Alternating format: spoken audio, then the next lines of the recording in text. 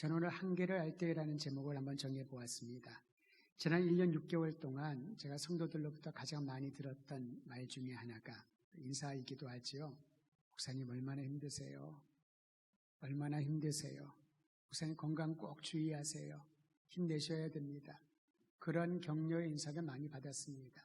사실 제가 그 얘기를 들을 때마다 한편으로는 감사하기도 했지만은 다른 한편으로는 저보다 더 힘든 것이 우리 성도들일 텐데 이 사회를 살아가면서 가정을 꾸려가며 또 자녀를 양육하고 부모님을 섬기면서 여러 가지 힘든 일들이 한두 가지가 아닐 텐데 목회자를 염려하고 그렇게 위로하는 말을 들으면서 오히려 제가 얼마나 감사하고 한편으로는 더 많은 영역에 열심을 최선을 다해야 되겠다는 생각과 도전을 받기도 합니다. 코로나 대유행이 시작된 이래 우리 모두는 롤러코스터를 타는 것 같은 그러한 시대를 살아가고 있습니다. 여러분 롤러코스터라고 아시죠? 우리 청년들이 젊은이들이 좋아하는 이런 저는 왜 그 비싼 돈을 주고 그걸 타는지 모르겠는데 저의 기억에는 서울에 가면은 서울 대공원이라고 있습니다. 어린이 대공원이라고 있습니다. 서울 대공원은 말고요. 광진구에 조그만 것이 있는데 제가 어렸을 때 거기에서 청룡열차라고 하는 요즘으로 치면은 롤러코스터의 축에 끼지도 못하는 청룡열차를 탔는데 얼마나 무섭고 그 기억이 공포스러웠는지 그 뒤로 저는 놀이기구 타는 것으로부터 담을 쌓았던 사람입니다. 그런데 여러분 그 놀이기구는 자기가 돈을 내고 의지로 움직여서 타는 것이지만 지금 우리가 겪고 있는 이 사회의 롤러코스터는 자신의 의지와 상관없이 올라갔다가 내려갔다가 조금 안정되는 것 같더니만 또다시 위기가 찾아오면서 아무런 계획을 세우지 못하는 그러한 불안한 시기를 우리가 살아가고 있습니다. 살면서 어려움을 느끼는 것은 모든 사람들이 경험하는 것이지만 때로는 나의 의지와 노력만으로 조절할 수 없는 어려움을 만났을 때 우리는 그것을 한계에 다다랐다라고 말을 합니다. 아이들의 양육을 하든 일을 하든 어떤 문제들을 해결하든 내가 할 수 있는 부분이 있지만은 그 할 수 있는 영역을 능력을 뛰어넘을 때 한계에 다다랐다. 내가 뭘 해도 안 된다라고 생각을 하게 되지요. 그런 분들을 가까이서 보면은 어떤 말로 위로해 줘야 될지 참 고민스럽기도 합니다. 내가 할 수 있는 일이 더 이상 없다라고 생각을 할 때 사람들은 낙담하게 되지요. 그리고 한 방향을 향하여 나아가는데 포기라고 쓰여진 방향을 향하여 나가게 됩니다. 나는 여기까지구나. 내가 할 수 있는 것은 아무것도 없구나. 내가 더 노력을 하면 할수록 더 악화되겠구나 라고 여겨질 때 포기하고 싶어진다라는 것입니다. 최근에 제가 어떤 책 한 권 읽다가 미국 목회자인데요. 참으로 놀라운 경험을 한 목회자의 간증을 읽게 되었습니다. 뉴욕 퀸즈라고 하는 지역에 위치한 새생명교회를 담임하고 있는 피터 스카루즈라고 하는 목사님이십니다. 이분은 다민족 교회를 세우겠다는 하나님의 비전을 받고 사실 쉽지 않거든요. 문화가 다르고 혈통이 다르고 배경이 전혀 다르고 언어가 다른 이들을 한 신앙 공동체 안에서 돌보고 목양한다는 것은 말처럼 쉬운 일은 아닙니다. 간혹 어느 규모가 있는 교회라든가 외국인이 많이 있는 교회는 한국어 예배 이외에 영어 예배라든가 일본어 예배, 중국어 예배 같은 예배를 그분들을 위하여 만들기도 하지만은 필요에 의해서 그들의 필요를 위해서 만든 것과 이 피터 목사님이 만든 것은 시작한 것은 전혀 달랐습니다. 그분의 비전은 사도행전에 나와 있는 것처럼 모든 민족과 모든 열방이 언어가 다르고 모든 문화가 다르지만은 그리스도 안에서 하나로 예배드리는 공동체를 꿈꾸며 교회를 개척했습니다. 하나님의 성령이 강하게 역사하셔서 큰 은혜를 베풀어 주셨는데 특히 영어로 예배를 드리는 교회, 영어권 예배 공동체가 6년 만에 400명 정도가 모였고요. 스페인어를 하는 공동체가 250여 명이 모였다고 합니다. 사실 개척을 해서 미국이라고 하는 환경에서 6년 만에 700명 가까운 그것도 다민족 사람들이 모여 한 교회 지붕 아래 공동체를 이루어간다는 것, 그거는 말처럼 쉬운 일은 아닙니다. 최선을 다해서 온 힘을 다하여 섬기고 사역을 한 결과라고 그는 생각을 했습니다.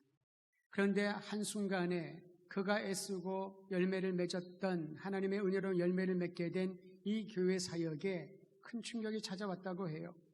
동역자가 배신을 합니다. 더 이상 목회를 지속하기 힘들 정도로 그 배신을 경험하며 피터 목사님의 마음에 상처와 분노가 일어났다고 합니다. 어느 날 주일 예배에 스페인 예배 설교를 하기 위하여 교회를 갔는데 250여 명이라고 했잖아요. 그날따라 50명 정도만 온 거예요. 250여 명 예배를 드리다가 200명이 사라졌으니 얼마나 교회가 횡하고 충격을 받았을까요? 결국 예배를 끝난 다음에 사정을 알아봤더니 그 예배를 담당했던 동역했던 부교육자가 200명이나 되는 250명 중에 200명은 엄청난 숫자 아닙니까? 200명을 데리고 그 근처에서 따로 교회를 시작한 거예요. 이 목사님은 얼마나 열심히 일만 했는지 그런 분위기도 느끼지 못하고 그런 상황들을 낌새를 차리지 못하다가 완전히 뒤통수를 맞은 것과 같은 그러한 충격을 받았다라고 합니다. 그뿐만 아닙니다. 그 일로 인하여 관계들이 무너지고 혼신의 힘을 다해서 목양했던 성도들이 웬일인지 한 사람 한 사람 떠나가면서 교회의 근간이 흔들리는 그러한 지경을 경험했다는 거지요. 분노가 찾아옵니다. 미움의 감정이 일어납니다. 아무리 목회자였지만 그의 마음에 용서라고 하는 단어를 찾을 수가 없어서 너무나도 괴로웠다고 합니다. 내가 더 이상 할 수 없는 거 아닌가? 여기까지인가? 고민했다고 해요. 게다가 그분에게 더 큰 충격을 준 것은 그의 아내, 그 사모님이죠. 그의 아내의 말이었다고 합니다. 교회 사역에 전념하느라 가정을 돌보지 못했던 피터 목사님에게 사모님이 찾아와서 얘기를 합니다. 여보, 나는 더 이상 너무 지쳐서 나는 더 이상 교회를 다니고 싶지 않아요. 여러분, 목사 아내가 교회를 다니고 싶지 않다라고 남편에게 얘기를 합니다. 교회를 다니면 다닐수록 점점 더 자신의 심령이 죽어가는 느낌을 받는데 도무지 나는 교회를 다닐 수가 없어요.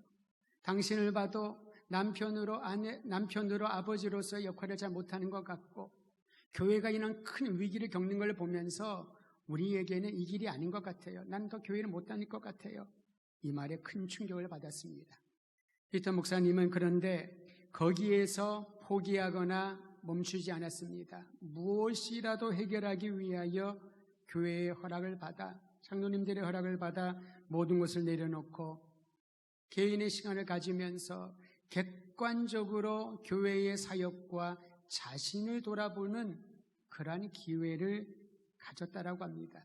그 당시 그의 마음이, 그의 상황이 어떠했는지 그가 한 말을 잠깐 인용해서 여러분에게 소개합니다. 피터 목사의 말입니다. 하나님, 어떻게 이러실 수가 있나요? 나는 주님을 따르는 일과 관련하여 수많은 선배 목사님들과 리더들이 가르쳐준 모든 것을 빠짐없이 실천했습니다. 충성을 다했고 철저히 헌신했습니다. 그런데 어떻게 나의 삶과 나의 결혼 생활, 나아가 나의 리더십이 이렇게 좌초될 수 있단 말인가요? 하나님의 폭발적인 능력은 다 어디로 가고 비참한 나만 이렇게 남겨두셨나요? 그가 얼마나 고통스러웠는지 자신의 한계에 이르는 것을 우리는 그의 고백을 통하여 느낄 수 있습니다. 그런데 성도 여러분, 이 피터 목사만이 그러한 한계를 느꼈을까요? 아니면 우리 중에 몇몇 분들만 살아가면서 극한의 어려움을 겪어서 힘들고 한계를 느꼈을까요? 결코 그렇지 않습니다. 성경을 읽다 보면 성경에 나오는 수많은 인물들이 어쩌면 한결같이 인간의 한계에 이르렀는지, 도무지 아무것도 할 수 없는 그 극한 상황에 이른 사람들이 허다하게 성경에 등장을 합니다. 그들의 이름을 다 언급하더라도 오늘 하루가 부족할 정도로 대부분의 성경에 나온 인물들이 극한 상황에 한계를 느끼며 살았던 사람들이라는 겁니다. 그런데 여러분, 그들이 우리 모두가 느끼듯이 한계에 이르렀을 때에 낙담하고 포기를 향하여 걸어가지 않았습니다. 오히려 그 순간 자신의 한계를 알게 되었을 때에 그 한계를 뛰어넘게 하시고 통과하게 하시는 하나님과 새로운 관계가 시작되는 출발점이 되었다는 것입니다. 나의 한계가 하나님과의 새로운 관계, 새로운 사역을 시작을 하는 출발점이 되었다는 것을 성경은 우리에게 가르쳐 줍니다. 아브라함과 사라를 잘 아시잖아요. 아브라함이 75세에 하나님의 부름을 받고 주님의 약속을 받았지만은 그 약속이 이루어지는 데는 또 다른 25년이 기다려야 됐습니다. 75세에도 참 힘든 일이었는데 그때 사라의 나이는 65세였고요. 아이를 주겠다, 약속의 아들을 주겠다, 불가능해 보이지 않습니까? 그런데 그로부터 25년이 지난 100세와 사라의 나이 90세에 어떻게 아이를 낳을 수 있겠습니까? 아브라함과 사라의 한계에 이르렀을 때 하나님께서는 그 순간 새로운 출발점으로 약속의 아들 이삭을 허락해 주셨습니다. 불임 여성의 대표자인 한나를 기억하시지요. 아무리 노력을 해도 아이가 들어서지 않아서 사람들에게 조롱받고 분인나에게 조롱받으면서 비참하게 인생을 살았던 한나가 그 한계를 뛰어넘을 수 있도록 하나님이 그를 만나주시고 그의 기도에 응답을 해주시며 새로운 일들이 시작하지 않습니까? 우리가 새벽 기도회 때 묵상을 했습니다마는 기도원도 그러하지요. 많은 사람들과 함께 전쟁터에 나왔지만은 전쟁 준비가 된 사람들은 300명밖에 없었습니다. 300명을 데리고 미디안 대군 13만 5천 명과 싸우는데 이거는 해보나 마나 진 싸움이지요. 기도원의 한계에 이르렀을 때 하나님께서 능력을 받아사 미디안 대군을 격파하게 하셨습니다. 여러분 에스더를 기억하시지 않습니까? 한 여인이었지만 포로로 잡혀간 여인이었지만은 그가 하나님의 은혜로 왕후가 되었지요. 그러나 그녀에게는 자신의 민족 유대 민족을 살릴 만한 그런 권한은 전혀 없었습니다. 오죽하면 내가 죽으면 죽으리이다, 나와 함께 금식하며 하나님의 도우심을 구하자라고 말했을까요? 에스더가 한계에 이르렀을 때 하나님께서 그 한계를 새로운 출발점, 이스라엘 유대인들의 대적 하만을 죽게 하시고 그들로부터 그의 손으로부터 구원하실 뿐만 아니라 왕에게 총애받는 백성으로 안전을 보장받게 되지 않습니까? 예수님의 12제자도 그러합니다. 겁장이들, 비겁자들, 예수님이 잡힌 가장 중요한 순간에 하나도 남기지 않고 도망갔던 이들, 그런데 그들이 하나님의 성령으로 충만했을 때에 자신들의 비겁함과 두려움과 자신들이 그렇게 했던 모든 과거의 기억들을 그 한계를 뛰어넘어서 예수의 복음을 전하는데 목숨을 아끼지 않는 순교자의 반열에 서지 않았습니까? 사랑하는 성도 여러분, 내가 한계를 느낄 때에 그것은 끝이 아니라 포기해야 될 순간이 아니라 나를 통하여 크시고 새로운 일을 행하실 하나님을 만나는 놀라운 기회인 줄을 알고 우리 주님을 바라보기를 주의 이름으로 축원드립니다. 하나님은 환난과 역경이라는 환경을 통해서 우리를 성장시키시고 성숙시켜 주십니다. 무엇보다도 자신의 한계를 알아야지만 하나님을 의지하는 마음을 갖게 됩니다. 우리가 누가 믿음이 있고 믿음이 없다라고 말할 수 있을까요? 믿음은 크기의 문제가 아니라 있냐 없냐의 문제라고 제가 자주 말씀드렸죠. 그런데 믿음이 있고 없고는 어떤 차이일까요? 어려움과 환난과 한계의 순간에 이르렀을 때 내가 누구를 바라보고 있는가? 환경을 바라보는가? 나를 바라보는가? 아니면은 살아계신 하나님을 바라보는가에 따라서 그 바라봄의 방향이 믿음의 있고 없고를 보여주는 중요한 기로라는 것입니다. 사랑하는 성도 여러분, 롤러코스터를 타는 것처럼 불안하고 두렵고 언제 또 떨어질지, 언제 위기가 찾아올지, 반복되는 이 위기 상황 가운데서 아무 계획을 세우지 못하는 상황에 처해 있을지라도 이 위기를, 이 한계를 새롭게 하시고 새로운 일을 이루어 주시는 하나님을 우러러보는 은혜의 시간 되기를 간절히 소망하는 것입니다. 이런 구호를 많이 외칩니다. 나는 할 수 있다.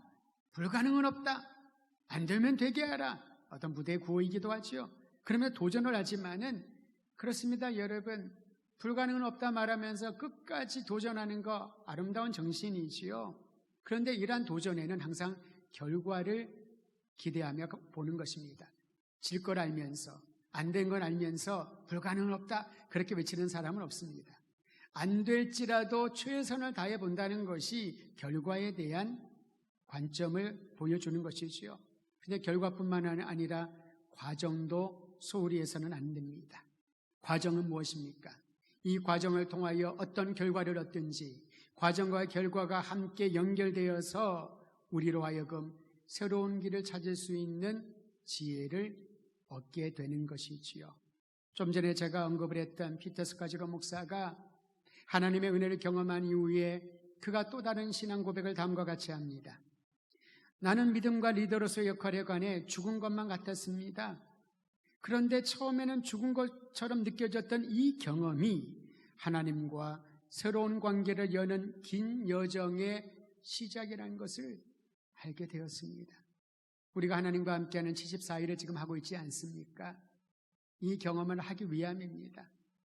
지금 어렵고 힘들고 정말 죽은 것과 같은 시체와 같이 아무것도 할 수 없는 상황에 처해 있을지라도 그것은 죽은 것이 아니라 나를 죽음에서 살려주시는 하나님과 함께하는 하나님과 친밀하고 새로운 관계에 들어가는 긴 여정의 새로운 계기가 된다라는 것이지요. 여러분 이 기대하는 마음을 가지고 말씀을 묵상을 하고 그 말씀을 붙들고 주님 앞에 부르짖고 하나님의 응답을 기다리며 응답하신 주님의 음성에 순종하는 아름다운 믿음의 성도들이 되기를 간절히 소망하는 것입니다. 오늘 말씀에 보면은 로마서 5장 1절을 요약한 용어가 교리적으로 이신칭의라고 하는 말이 있습니다. 여러분 바울이 전했던 복음의 핵심이요 바울 신학을 잘 묘사해 주는 신학적인 용어가 이신칭의이죠. 믿음으로써 의롭다 여김을 받는다. 여기서 두 가지가 중요합니다. 믿는다는 행위와 의롭다 칭해 주시겠다는 주님의 약속인 것이죠. 우리는 하나님의 의롭다 칭함받을 것이라는 약속을 믿고 믿는 것은 머리로만 아니지요. 성경의 믿음은 항상 행위를 수반하는 것입니다. 총체적인 것을 의미합니다. 사실 생각과 행동이 분리될 수 없지요. 많은 경우에 우리가 분리된 생활을 하다 보니 열매를 맺지 못하는 겁니다. 예를 들면 말은 잘하고 말은 말이 하는데 행동을 하지 않거나 행동을 하는데 아무 생각 없이 그냥 느끼는 대로 하다가 수습을 하지 못하거나 그런 경우들이 간혹 있습니다마는 신앙의 영역은 이 둘이 함께 나가는 것입니다. 믿는 것과 아는 것과 행동하는 것이 함께 나아갈 때 우리는 이것이 믿음의 열매를 얻는 아름다운 과정이라고 말을 합니다. 이 신칭의가 바로 그것을 말하는 거지요. 예수 그리스도를 통해 우리를 의롭다 칭하신 하나님의 일을 받아들이는 것이 믿음입니다. 여러분 믿음은 숫자로 어떤 점수로 측정할 수 있는 것이 결코 아닙니다. 믿음은 하나님이 우리를 위하여 행하신 일을 그대로 받아들이는 것입니다. 받아들이는 것이 믿음이지요. 예수님을 영접한다. 이게 바로 믿음의 모습입니다. 성령님의 내주하심을 충만하심을 받아들인다. 이것이 믿음의 반응인 것이지요. 하나님이 말씀하신 것을 내가 전인격적으로 받아들인다. 그러면 움직임이 있지 않습니까? 듣기는 들어도 못 들은 척하거나 분명히 들었는데 그것을 나중에 미루다가 행하지 않거나 이것은 모두 불순종의 모습입니다.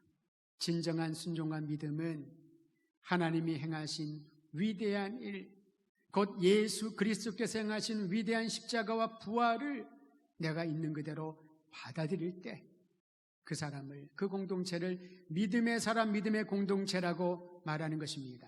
저는 우리 더드림 교회가 이러한 아름다운 믿음의 공동체로 우뚝 서기를 주의 이름으로 축원드립니다. 이처럼 예수 그리스도 안에서 하나님이 행하신 일을 받아들이는 믿는 자에게 주신 축복이 있습니다. 하나님과의 관계에 변화가 일어난다는 겁니다. 오늘 본문 한번 보지요. 5장 1절과 2절 말씀 한 번 더 읽도록 하지요. 5장 1절 앞부분은 이신칭의에 대한 말이고요. 이신칭의 곧 하나님이 그리스도 안에 행하신 일을 받아들인 이들에게 주시는 특권이 이어서 나옵니다. 같이 읽도록 합니다. 시작. 그러므로 우리가 믿음으로 의롭다 하심을 받았으니 우리 주 예수 그리스도로 말미암아 하나님과 화평을 누리자. 또한 그로 말미암아 우리가 믿음으로 서 있는 이 은혜에 들어감을 얻었으며 하나님의 영광을 바라고 즐거워하느니라. 아멘. 이신칭이 믿음으로 의롭다 칭함을 받은 이들에게 주님이 주신 관계의 특권이 있습니다. 변화가 있습니다. 첫 번째는 하나님과 화평을 누리게 합니다. 두 번째는 하나님의 은혜 안에 거하게 합니다. 세 번째는 하나님의 영광에 참여하는 특권을 허락하십니다. 여러분, 그저 우리는 하나님이 행하신 위대한 일을 그리스도를 통하여 보여주신 구속의 은총을 받아들였을 뿐인데 주님은 그 믿음으로 주의 행하신 일을 받아들인 이들에게 화평을 누리게 하고 은혜 안에 거하게 하고 주님의 영광에 참여하는 특권을 허락하여 주셨습니다. 할렐루야. 이 특권을 누리시기를 바랍니다. 한번 저를 따라하시기를 바랍니다. 하나님과 화평을 누리고 은혜 안에 거하고 하나님의 영광에 참여하리라. 자, 이 세 가지를 믿는 자들에게 주신 특권인 줄 알고 날마다 선포하십시오. 하나님과 화평케 하신 하나님을 찬양하고 은혜 안에 거하게 하신 주님께 감사하고 주님이 주시는 그 영광에 참여하는 것이 내가 신앙하며 내가 살아가는 기쁨인 것을 찬미하고 주님을 높여드리시기를 바랍니다. 여러분, 한계에 직면할 때마다 가장 먼저 흔들린 것이 무엇일까요? 믿음입니다. 사단은 우리의 믿음을, 그 믿음의 근간을 흔들고 하나님의 가신 일들을 그대로 받아들이지 않고 여과시키거나 의심이라고 하는 필터를 자꾸 거기에 끼워 넣으려고 합니다. 하나님이 정말 살아계시는 건 맞나? 만약 그렇다면 하나님이 나에게 이렇게 하시면 안 되지. 내가 충성하고 헌신했는데 마치 그것을 잊어버린 것처럼 나에게 이런 고통을 주시고 상처를 주시면 안 되지. 아까 보았던 피터 목사의 고백과 같지 않습니까? 나에게 정말 희망찬 미래가 있을까? 이런 의심의 필터가 자꾸 채워지기 시작을 하면은 감당하기 어려울 정도로 우리는 다른 길을 향하여 밀려가게 될 것입니다.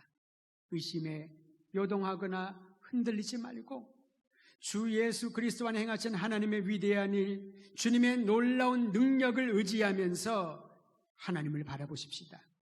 하나님을 바라보는 그 마음이 주님께서 우리를 위하여 행하실 새로운 일에 대한 출발점이 될 것입니다.